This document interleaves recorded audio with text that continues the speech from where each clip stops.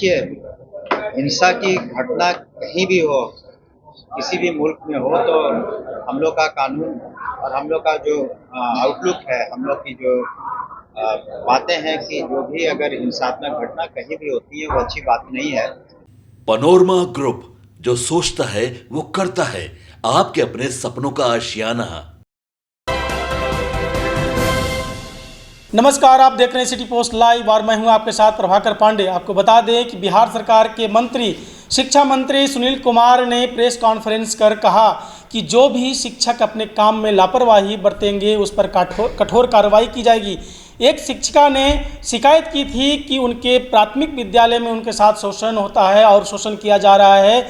इस पर उन्होंने कहा कि मैं प्राथमिक विद्यालय में जाकर उनका जायजा लिया और वहाँ मैं बता दूं कि जो भी वहाँ दोषी पाए जाएंगे उस पर कठोर कार्रवाई की जाएगी। साथ ही साथ मैं शिक्षकों को निर्देश भी दिया कि यदि कोई भी गार्जियन यदि आते हैं तो उनके साथ आपका व्यवहार अच्छा होना चाहिए और बच्चों के साथ व्यवहार होना चाहिए, विद्यार्थियों के साथ व्यवहार होना चाहिए अच्छा।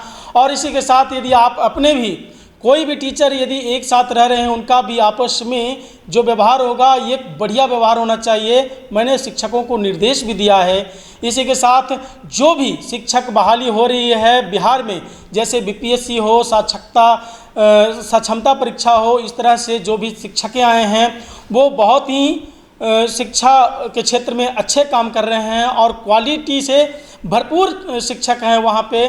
तो मैं समझता हूँ कि किसी प्रकार के जो पढ़ाई है उसमें दिक्कतें नहीं आनी चाहिए।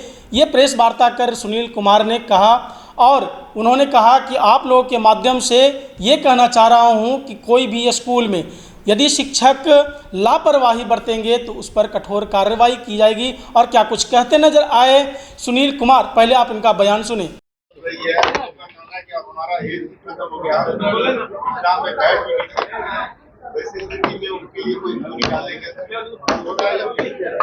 आप सभी को नमस्कार।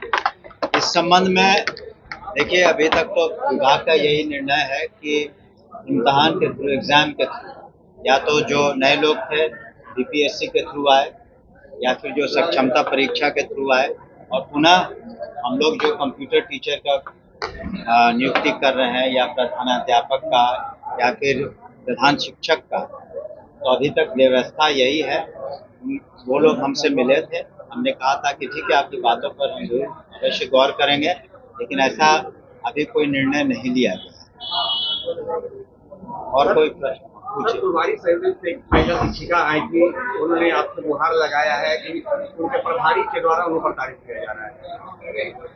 हाँ, आपको बता दें कि तत्काल हमने डायरेक्टर प्राइमरी एजुकेशन, जिसके अधीन वो प्राथमिक विद्यालय आता है फुलवारी का, हमने कहा है कि मुख्यालय से ही एक टीम बना करके महिला शिक्षिका ने जो कहा कि उनके मानसिक रूप से या जो उन्हें की बात नहीं सुनी जाती या जो भी उन्होंने आरोप लगाए, हमने कहा कि 3-4 दिनों के अंदर उसको निश्चित रूप से मुख्यालय से ही टीम भेज करके उसकी जांच करा ली जाए, और अगर जांच में दोषी पाए जाते हैं तो निश्चित रूप से उन पर अनुशासनिक कार्रवाई होगी।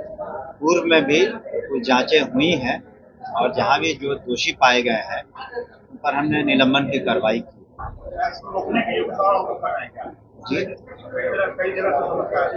नहीं, आप स्पेसिफिक, हम लोगों ने अपने वाइस जो वीडियो कॉन्फ्रेंसिंग होती है या जो पत्र लिखे हैं, हम लोगों ने स्पष्ट रूप से कहा है कि जो भी बालक बालिकाएं स्कूल में आते हैं या शिक्षक शिक्षिकाएं आते हैं तो उनको सम्मान पूर्वक या तो पढ़ाई करवाने दिया जाए, पढ़ाई करवाई जाए। और लेकिन आप जानते ही हैं कि हर महकमे में कुछ न कुछ लोग ऐसे होते हैं जो अनुशासन का पालन नहीं करते हैं या कभी कभी गलत हरकत करते हैं।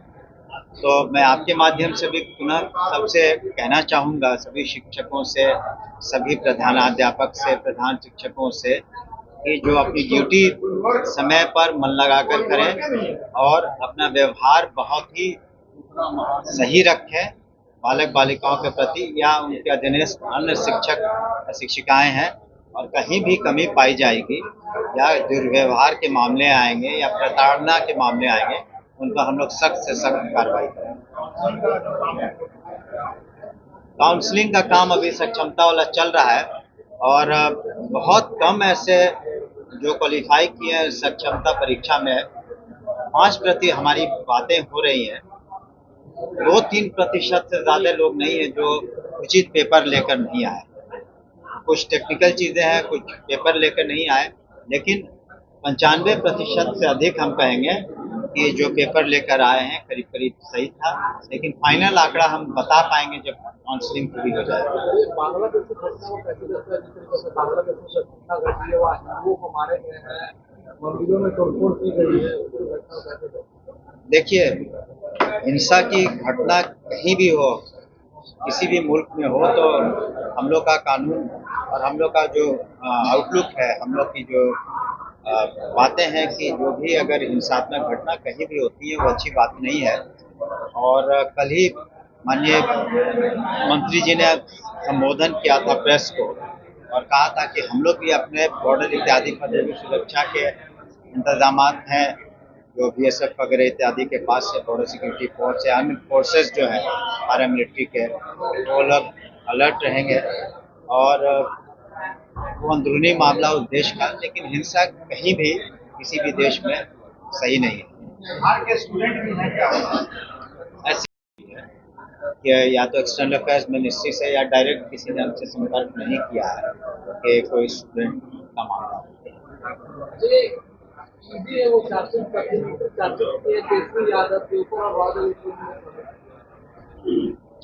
देखिए, इस देश में जो भी जांच एजेंसियां हैं, या स्टेट पुलिस हो या सेंट्रल एजेंसीज हो, तो उनको अपना एक इंडिपेंडेंस है इन्वेस्टिगेशन में, और वो जो कुछ भी करते हैं वो उनके बीच और कोर्ट के बीच का मामला है। सुनील कुमार से जब पत्रकारों ने सवाल किया कि तेजस्वी यादव पर जो है वो सप्लीमेंट्री चार्जशीट दाखिल हुआ है, इस पर उन्होंने कहा कि यदि जो कोई भी एजेंसी सप्लीमेंट्री चार्जशीट दाखिल करती है तो बिना साक्ष्य का नहीं करती है, कोई ना कोई साक्ष्य उनके पास होगा एजेंसी के पास, तो ये दाखिल हुआ है। और तेजस्वी यादव के पिताजी जो लालू प्रसाद यादव हैं, इस पर दोषी भी पाए गए हैं, और जिस समय रेलवे मंत्री थे उसमें लैंड फॉर जॉब के मामले में इस पर केस भी हुआ है, ये पुराना केस है, इस तरह से कहते नजर आए सुनील कुमार। वहीं बांग्लादेश में जिस प्रकार से जो घटना घटी है वो बहुत ही निंदनीय है,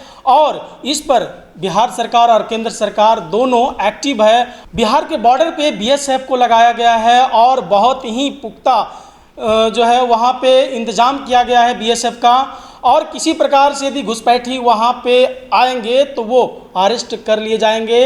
इस प्रकार से सुनील कुमार ने प्रेस वार्ता कर कहा। और क्या कुछ कहते नजर आए सुनील कुमार, मैंने आपको बताया। फिलहाल इस खबर में बस इतना ही। आगे के तमाम खबरों के लिए बने रहे मेरे साथ। वीडियो को लाइक करें, शेयर करें, चैनल को सब्सक्राइब करना ना भूलें। धन्यवाद।